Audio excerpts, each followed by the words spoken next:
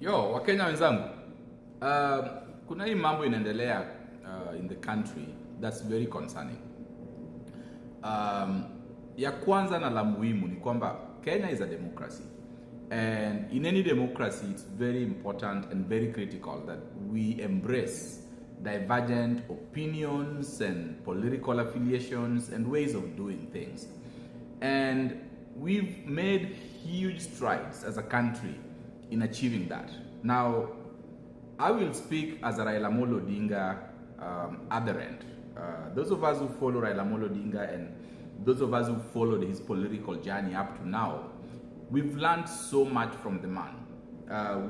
I'll give you an example.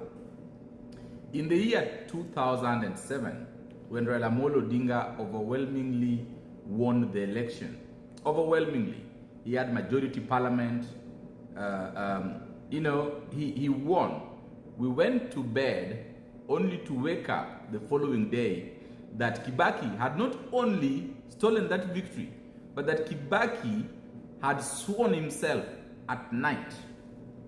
See, when that happened, Ruto back then and so many other people wanted us to fight for Raila Amolo Odinga's victory. And they wanted us to not care about the country. They wanted us to fight until the last man so that we could overturn the stolen victory of one Raila Amolo Odinga. And guess what? Raila Amolo Odinga did what any sane person, what any patriotic Kenyan should do in times when we are undergoing a crisis as a country. He said, hey, gentlemen, listen, it is my victory that has been stolen by Kibaki. Kibaki is a Kenyan. Let him roll. And just like that, Kibaki served his second term. I use that example for a reason. Because today, Kenya is at crossroads. Because we have an impeached deputy president, Rigathi Gachagua, who has refused, who has said that no matter, regardless of how many people die, that regardless of how much destruction happens in the country, Ruto must go. Rigathi Gachagua he's said it, that no matter what happens in the year 2028, the upcoming general elections, that 2007 will be like children's play. See, I was expecting Rigathi Gachagua to be a gentleman, to say that, yeah, Ruto did me dirty. Because Rigathi Gachagua is not the first person that has been done dirty in our country.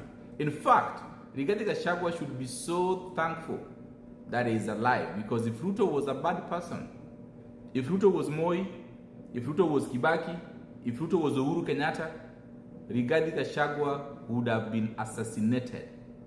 See, all Ruto had to do was inject him with something, send him on a mission somewhere,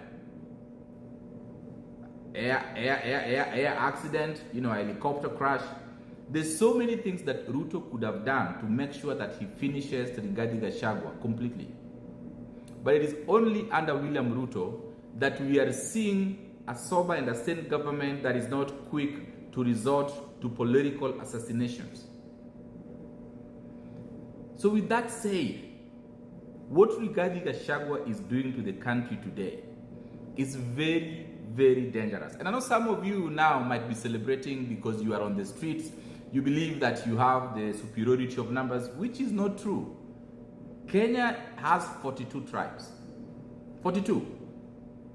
Kenya has 47 counties. I want you to think about leaders like Ali Hassan Joho, Oledama Olekina, Kamket, Oscar Sudi, Aisha Jumwa, Raila Amolo Odinga. These leaders have the capacity and the power to mobilize numbers. So if you continue perpetuating this violence, I want you to take a step back and think, what happens if Raila also decides to incite his followers? What happens if Hassan Joho, and we know how volatile the situation at the coast is, See, most times people think about Rift Valley. I want you to think about what the Mount Kenya community goes through in places like Lamu. And think about someone like William Ruto deciding to instruct people like Hassan Joho or Aisha Jumwa to incite the fire at the coast. Think about what happens when William Ruto talks to Raila Amolo Odinga and incites the Luos. Because let's not pretend Kenyan politics is so tribal. It is so tribal because the fights we are seeing today has nothing to do with the needs of the country.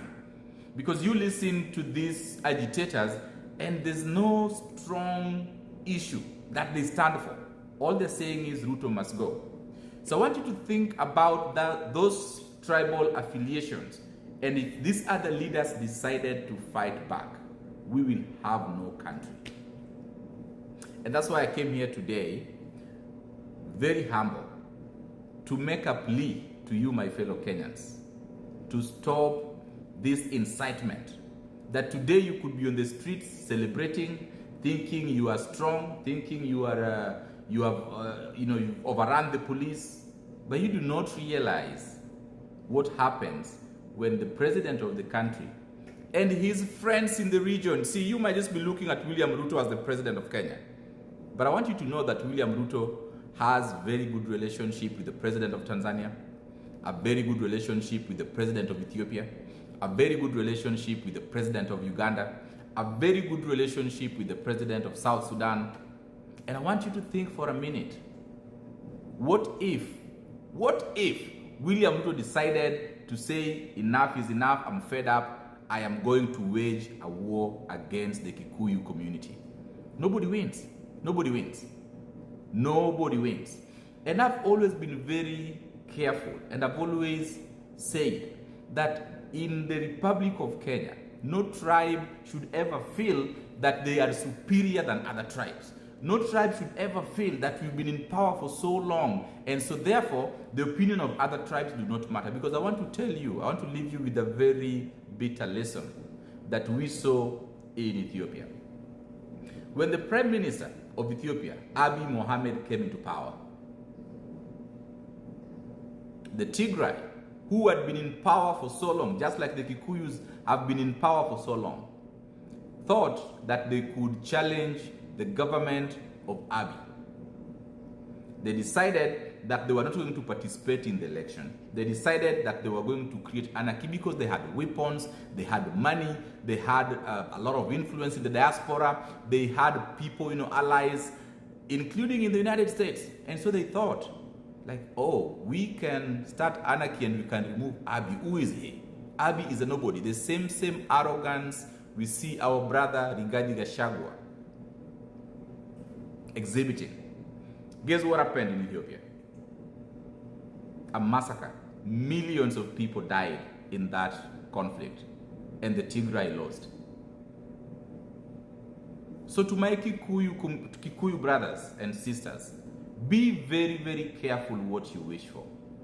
Be very, very careful what you wish for.